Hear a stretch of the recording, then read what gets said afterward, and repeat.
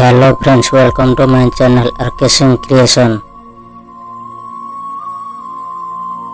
केही जणे मते कहिला से तो केबे तोर होई पारिबनी काहेकि तू ताकू एते भल पाउछु। हेले मु कहिले ना ताकू पाइबार स्वार्थ अछि ना ता पाखरु किछि पाइबार आशा अछि। बास जेते दिन बंचीछि ताकू भल पाइबा पई मोर अधिकार अछि। हाँ, ताकू आउ काहा सह देखिले कष्ट तो लागुछि, हेले जेतिकी ता सह समय काटिछि सेतिकिरे भी जीवन सारा ताकू मने पकाई हसिबार अधिकार मोर अछि। मते हरैबार पश्चाताप दिने निश्चय आसीबो।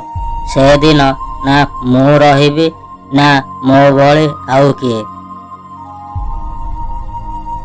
बेले बेले मनीष केवल हसुथाए और शुणुथाए काहेकि ना से जानी थाए ता दुख शुणिबाकू आपणार लोक पाखे केबे समय नथाए।